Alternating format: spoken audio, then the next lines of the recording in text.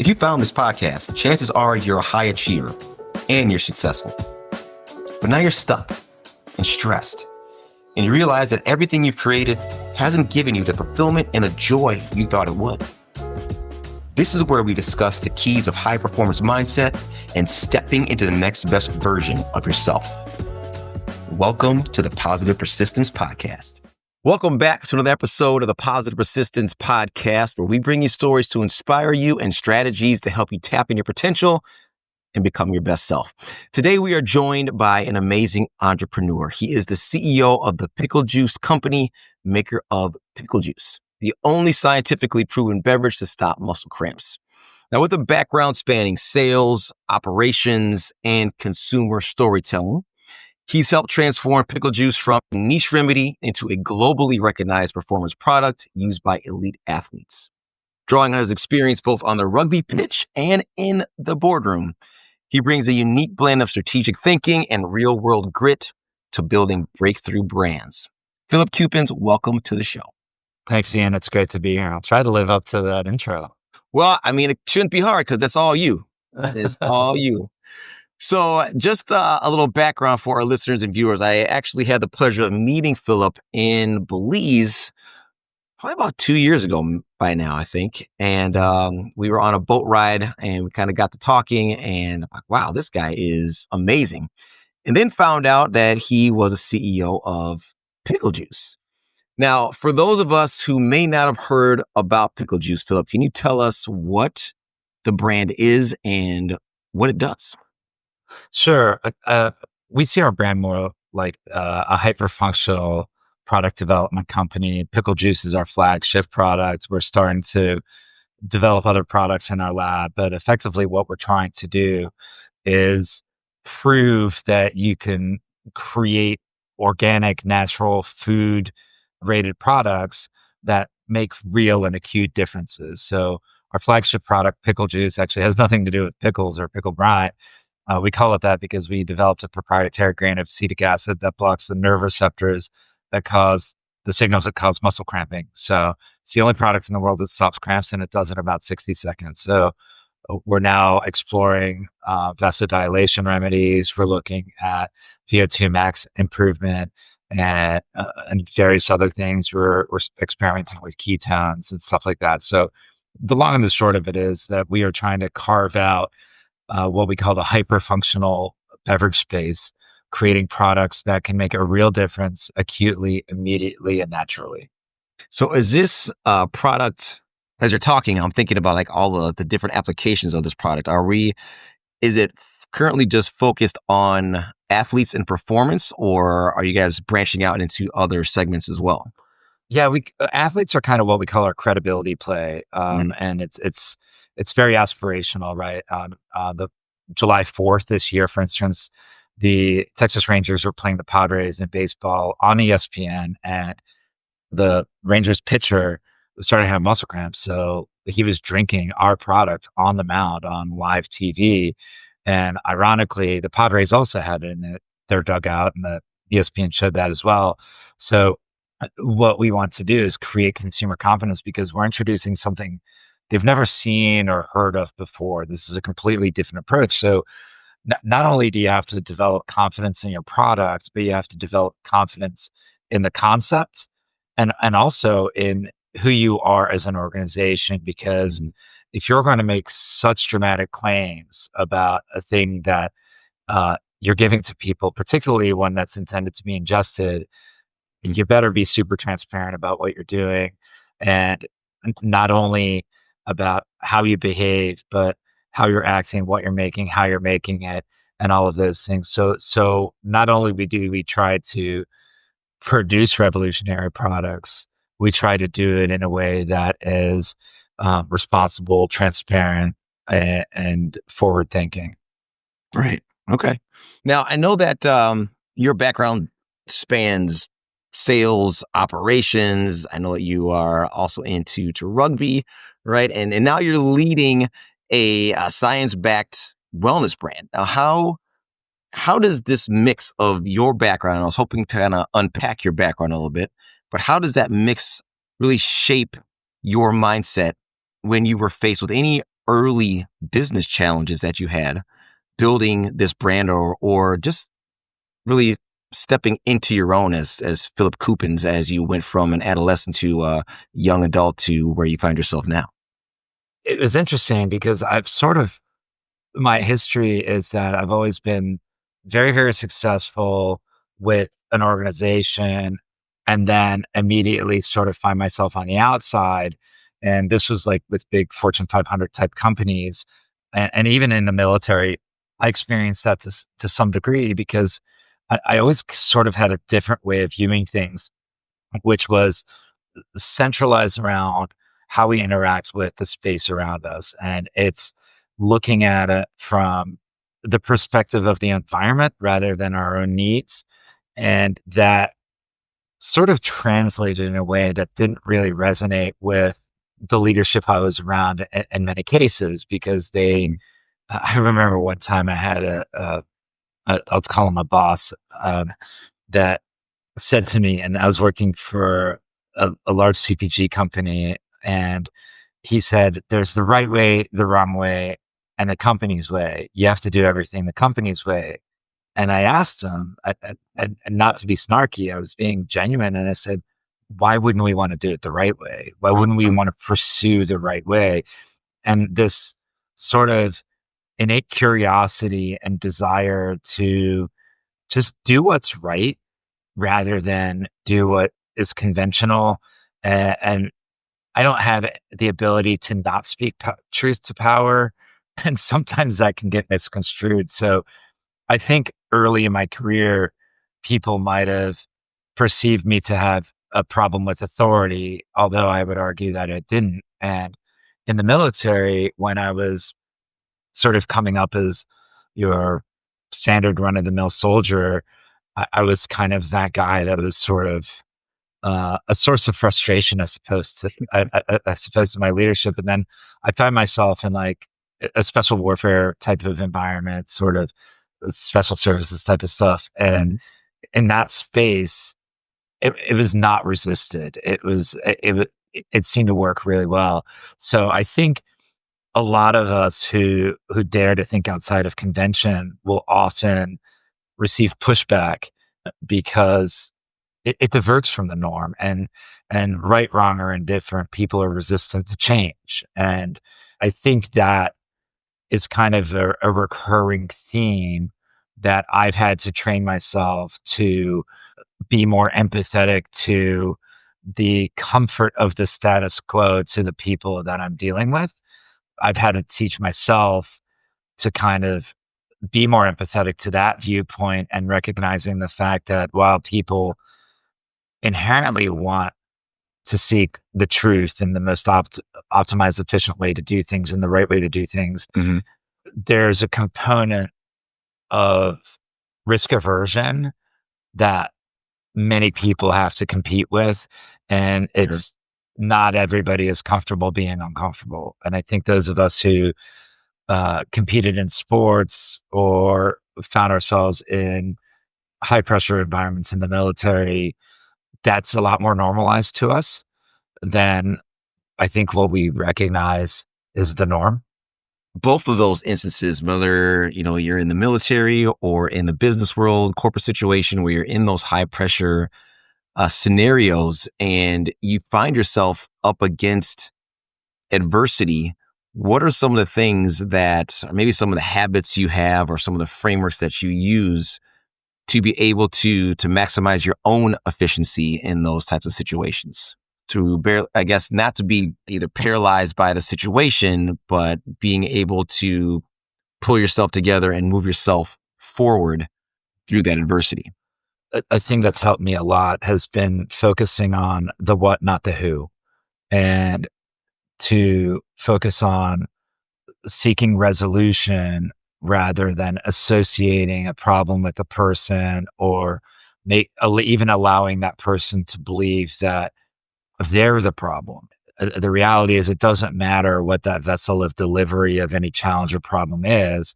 In the moment, it's about the problem. And I think we tend to get very emotional when something challenging occurs, and we get hung up on that emotion, and we in turn it's human nature to react emotionally to that. So having taught myself to focus on the what, not the who, and sometimes reminding people that we're focusing on the what, not the who, and giving people the room to fail, allowing people.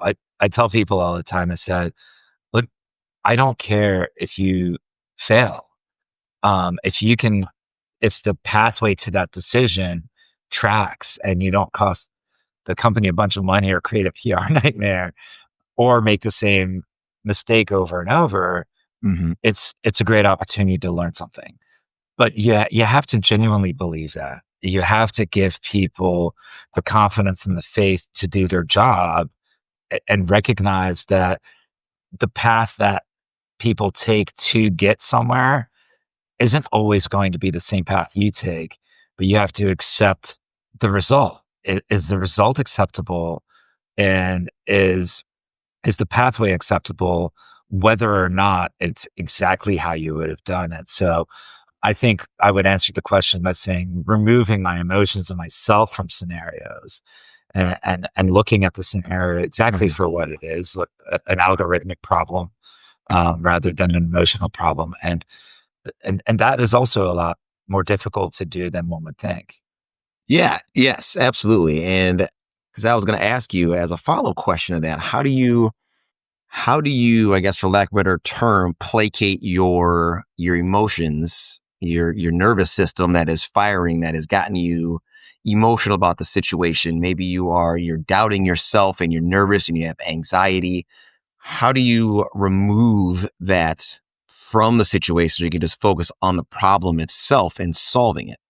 I operate it very well with when I understand things and understand the logic beyond things and sort of the science beyond things. Very fundamentally, I'm driven by science and logic and Hmm. stuff. So what I look at is evolutionary patterns of management of behavior, of efficiencies. And what's interesting is if you notice now in elite level team sports, at halftime, almost every single team will start their the sort of adjustment period and conversation with calming exercises, and these are now formalized calming exercises. Like you'll see teams huddle up and go through a box breathing exercise before anybody talks about anything. You also notice that very rarely do you see elite sports, and I'm going to say this sort of outside of the spectacle piece of it, but when an athlete is truly preparing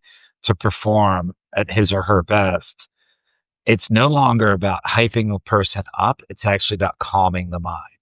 And this has been a big shift in sports, in management, and everything about allowing a person to operate in their most efficient cerebral space possible. Hmm. And for me, that works is creating that understanding and building around that, going through physical exercises, like taking a few seconds to like go through a box breathing exercise, like taking a second to sort of literally decompress or doing whatever it is, and knowing when I have the mental capacity to deal with the situation or not, and then having the discipline to not. And it requires you to believe that even with yourself, it's about the what, not the who. Therefore, if we're being honest about that, we also shouldn't allow our emotions to be elevated, because if we respond emotionally, we can almost guarantee that the response is not going to be as well as if we don't. So even if it's something that affects us personally and directly, allowing our anger, our emotions to drive our response will almost always guarantee a less desired outcome. And that works for me, Hmm. is knowing that I'm driven by achieving the best desired outcome.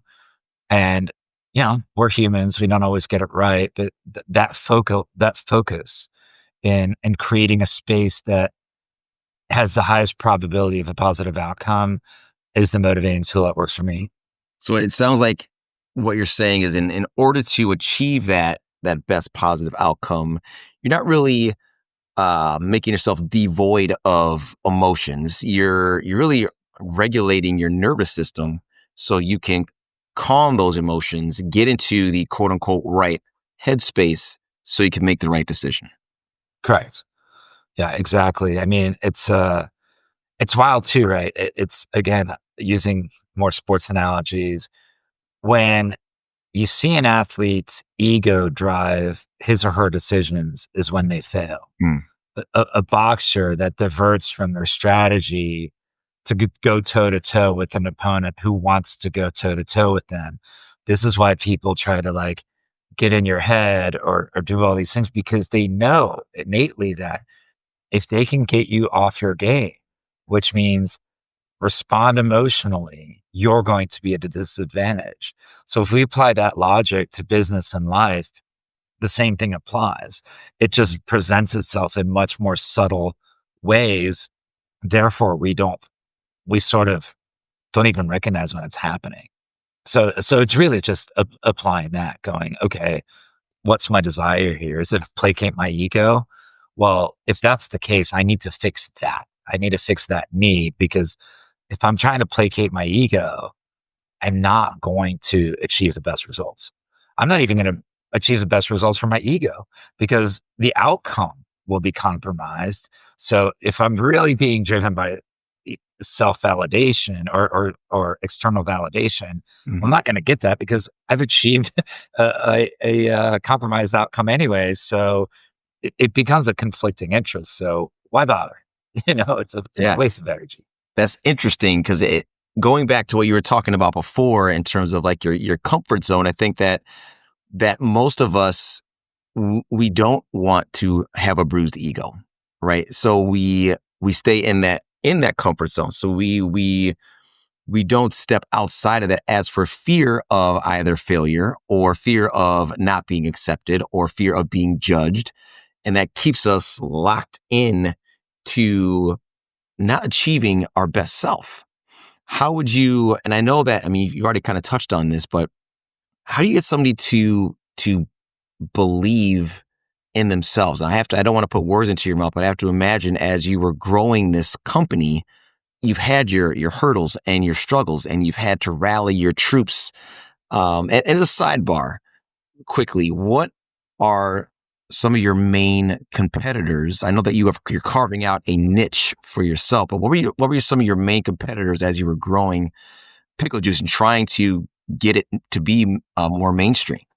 I think what we face is more like perceived competition Hmm. rather than actual competition, which is arguably more threatening because it could dilute what people think your brand is. So there are a few pickle companies out there that are now packaging brine and trying to market it as pickle juice. Hmm. So they have less efficacy, a different profile, a different approach.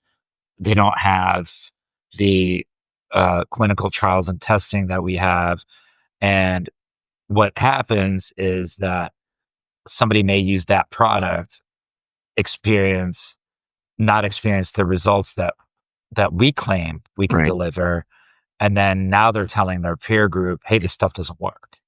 And it's interesting because it's only in the US domestic market where pickles are a thing, right? You go into a Walmart and you see like 16 feet of pickles, which You're is right. wild if you really think about it, right? Yeah. But we love pickles.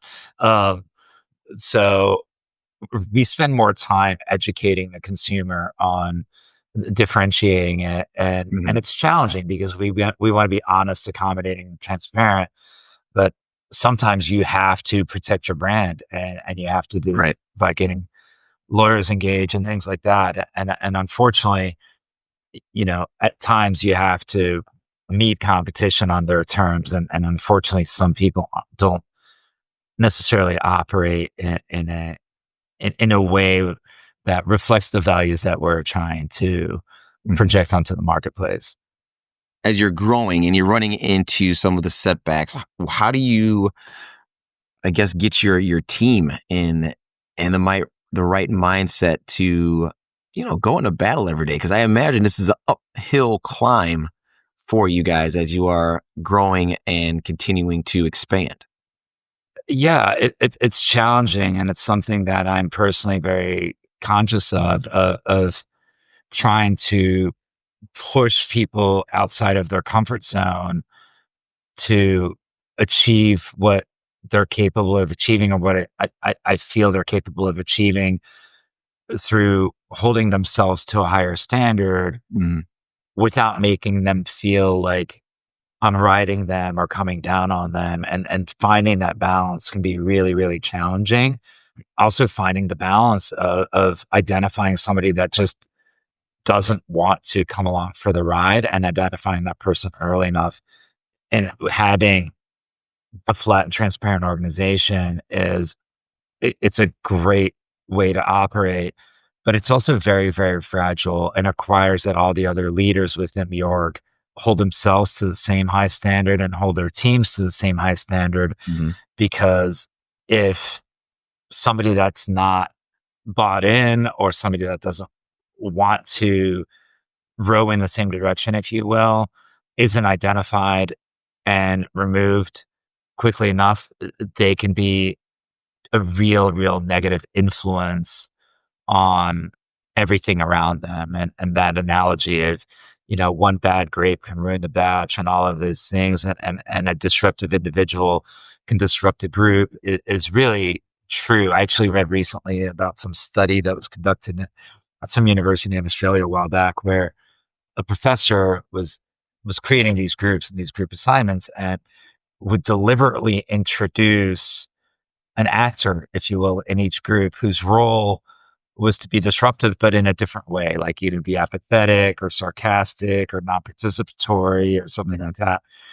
And they found that one disruptive person would reduce the efficiency of a team by 40 to 60%, because the team spends more time dealing with that person and the energy that that person is projecting sure. than they are the task. And if you also look at some European business models, and you look at like some French companies who've adopted like a 30-hour work week that produce the same output as a company with like a 50-hour work week, and we can't figure out how that happens, but it's because we're applying our values and systems rather than their values and systems. And inherently, they are coached and conditioned to think about the organizational results rather than the individual results. Mhm. And the individual results come along with the organizational results. And that proves again that if we can get everybody rowing in the same direction, truly believing and being part of that, and being recognized and rewarded for their contribution towards the ultimate goal, where they don't have to worry about themselves, then you're going to achieve great things. It's time to ask yourself, when was the last time you prioritized you? Did you know that research shows that nearly 85% of high performers struggle to maintain a performance mindset while juggling the demands of work and personal life?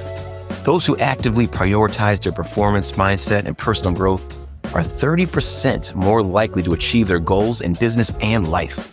If you're feeling crippling stress and anxiety, or if you're feeling guilty when you take a moment for yourself, or if you're stuck in the grind and feeling burnt out, you're not alone.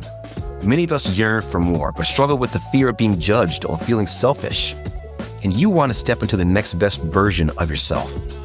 That's why I created the Rinse Method, which got me from paraplegic to marathon runner. Backed by science-based proven strategies, and now customized for high performers like you. If you're stuck and stressed and want clear steps that you can implement today to move forward, make sure you visit thepositivepersistence.com to download our free Rinse PDF. Right. And clearly you guys you're doing that as you continue to grow the company. And I couldn't help but think when you were talking about that one, bad grapes spoils the bunch, and thinking about how that correlated to the study you were talking about when you have that bad apple or that bad grape that really takes other people's attention away from what they're supposed to be doing. and drawing that comparison to our personal lives in terms of who we are with. And they always say, you're the culmination of the 5 people that you hang out with. It really highlights the point that in order for you to be able to step into the next best version of yourself, or to take that next step, or to level up, that you need to be surrounding yourselves with the right type of people. And if you find yourself having your attention put on somebody who's negative or is not there to help you push yourself in the right direction, then you're really spinning your wheels and you're not doing yourself any service. Yeah, I struggled with that for a long time myself. I had a lot of like personal insecurities and self-doubt, and I found myself being so desperate for approval of people that I was finding myself surrounded by people that weren't the healthiest people to have around me, because they would give me that very superficial validation, and I would ignore the fact that I was being taken advantage of and sort of being ridiculed and beat down and stuff. And it wasn't until fairly recently that I learned to cut people like that out of my life.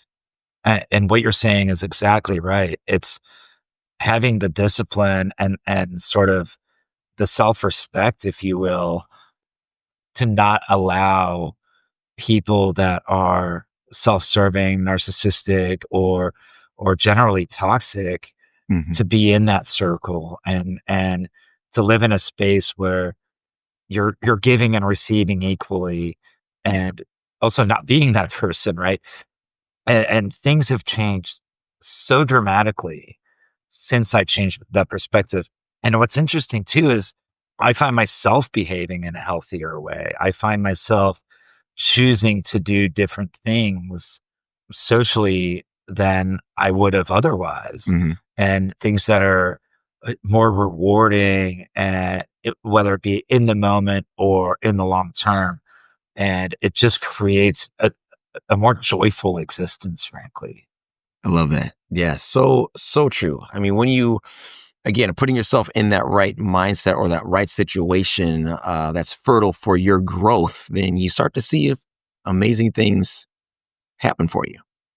And I'm curious, because you said this has happened relatively recently. What are some of maybe the habits or the routines that you do on a daily basis to kind of keep yourself in that good headspace and those good routines or habits?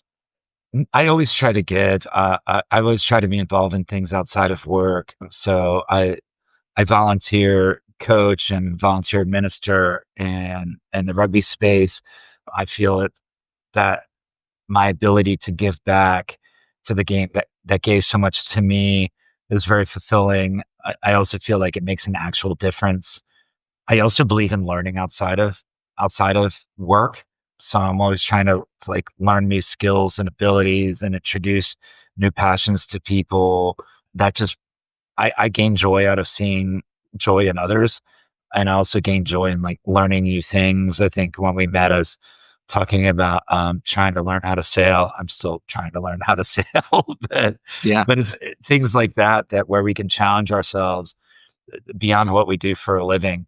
It's really, really rewarding. And it sounds a bit cliche, but I realized what I used to do was mask my actual needs through like short dopamine type of things, like through participating in sports. Well, as we get older, we can't do that anymore, right? So Right. I had this like outlet, but what I didn't realize is that outlet was more of a mask than it was a true delivery mechanism, I guess, of a better space, where Mm. it was kind of like, I was going to practice every Tuesday, Thursday, practice playing on Saturdays, and doing all of the workout stuff in between to be able to do that as well as I could. And what I didn't realize is that those were short cycle things, sort of treating symptoms, if you will, rather than really understanding the bigger thing. And once that was gone, I felt that there's like, well, what's happening? I'm kind of like depressed, or like not feeling as whole. And I thought it was because I was missing the game. But what I what I didn't realize is that was always there. I was just masking it through activity, and recognizing that and treating the cause rather than the symptoms is what's allowed me to get into this more kind of a whole space, if you will. That is really interesting. So what I'm hearing you say is that the energy that you were putting into training and practice and participating in your games was something that you purposely kept in your life because it kept you really focusing on that instead of focusing on the thing that you, well, maybe consciously or subconsciously knew that you needed to work on. Yeah, maybe. I mean, I'd definitely say it was subconscious because I think it was. I certainly didn't know at the time, Yeah. and now if you look at it and you hear people talk about that too, like I need to go like run out my aggression or go to the gym and work out my frustration. Well, Hmm. when you really think about that, what are they really doing? They're treating that symptom. They're not saying, well, why do you feel aggression? Right. Why do you feel aggression? Why do you feel frustration, right? Why are you allowing yourself to respond? Because like feeling aggression and frustration is something you fundamentally control. It's an emotional response to something. It's it isn't a thing that's put upon you, right? Hmm. And we talked about that on the outset. It's about how we respond to things that Right. is so critical that we don't even recognize some things are a response Hmm. because we find ways to treat to I guess suppress it without addressing it. Hmm. And I didn't recognize that's what I was doing through sport since I was in high school. And I've always been involved in pretty competitive sports, whether it be skiing or even going back to junior high. I was a skateboarder in addition to running track and doing what everybody else does through high school, and then I got into competitive skiing and rugby and all this stuff. So I always had this thing that was treating the symptoms. And when that thing wasn't there, I just didn't feel right. And I thought I missed the game. Well, it wasn't the game I was missing. It was the fact that I never had to treat the underlying thing that required me to have that outlet. And Right. then, when you get to be a certain age, you can't really go out and do those things anymore because you get hurt. Yeah. Right. You get caught. Right. Absolutely. Can't run Yeah. And away I from think guys anymore. what you're saying ties back into again what we were kind of already talking about and why it's important to be able to like calm your nervous system and be able to be introspective so you can find out what those things are so you can work on those things so you can become your best self because what I found is that like those when you were talking about I need to go work out my anger or frustration, typically those feelings are secondary emotions, not primary. But we don't really, as you were saying, we don't really dig into those primary emotions because they're scary. They're hard, right? That we have to really hold a mirror up to ourselves in order to do that. And that's a scary place for a lot of people, including myself. I think we're getting better as a society, and especially as a masculine society, where we as men in particular, it's always been stigmatized to talk about mental health. It's always been stigmatized to show vulnerability. I mean, I still see people from elder older generations who think that admitting a mistake is a sign of weakness, which is insane to me. Right. Like they will sit there and argue something they know is not true and accurate because their ego is so fragile. And you're like, dude, like we're sitting here having a discussion that we both know is not based in actuality, but we're going to go through this pageantry just to placate your ego. I mean, when you hear it articulated, it's insane, man. but Yeah. but the fact that that was the norm for so long, and those of us who are in leadership positions now, those were the people that trained us. So breaking that cycle, I think is very healthy, and I think to recognize the fact that vulnerability is strength, self-awareness is strength. Mm. Having the confidence to put your cards on the table and seek genuine like improvement and being able to operate from a place of empathy is so much stronger than projecting false bravado or this like what they call it like the alpha bro kind of stuff. Right. Like I mean, you look at these guys and you're like, come on, man, it's just silly. It's silly what you see, but there's still a portion of society who thinks that's strength, which is wild. Yeah. If you look at all high achievers, whether it be in business or in sports or anything that requires you to operate at a truly higher level, there's a common trait of introspection, self-awareness, and the constant desire to improve. I think the ceiling, your personal ceiling, is so much lower if you don't embrace that reality. I am so happy to hear you say that, Philip, and to bring that up because I think that there needs to be more conversations about the limitations, if you will, we'll call it that, of the alpha male bro code. Well, I guess ways that we see males act. The portrayal of strength being the most important thing, and as you said, not being able to admit that you're wrong because you're protecting that fragile ego.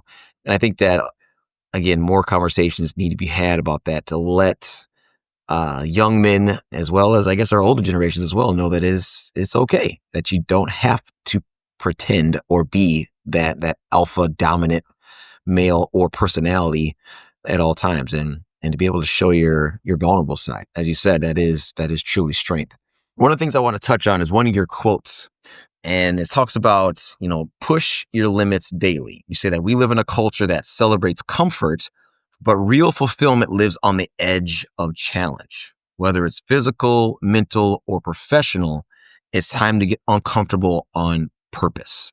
And I was hoping you could kind of unpack that a little bit in terms of how that highlights growth on the edge of difficulty, if that makes sense.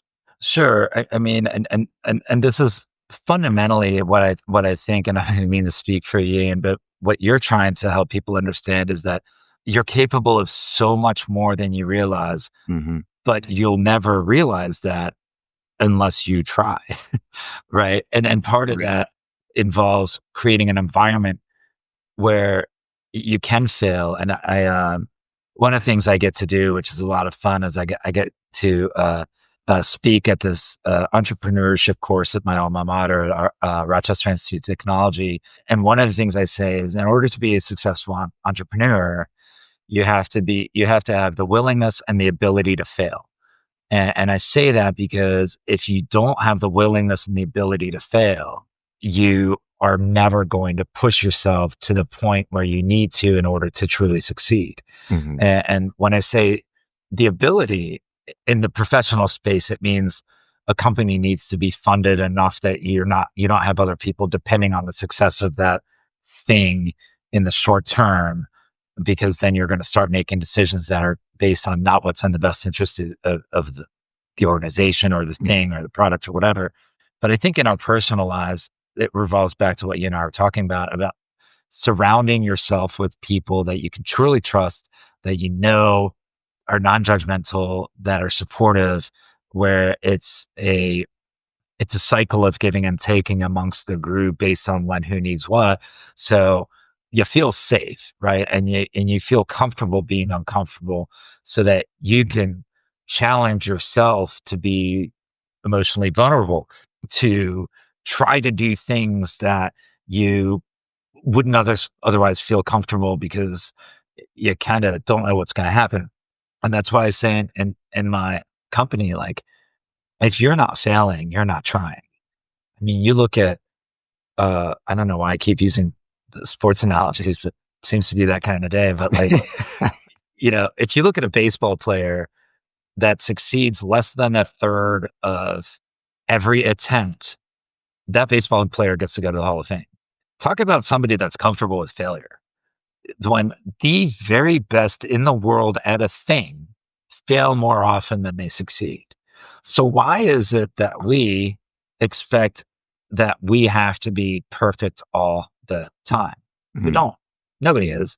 And unfortunately, there are constant reminders that harp on error rather than celebrating success, right? And I think that's one thing we need to break is be like, look, let's look at the aggregate result rather than the individual input pieces. And the aggregate result is the whole, right? Like it's I mean, can you imagine if we rated our sales teams based on the percentage with which they had success rather than their total contribution to the organization? That's insane, right? Like we would never think of doing that.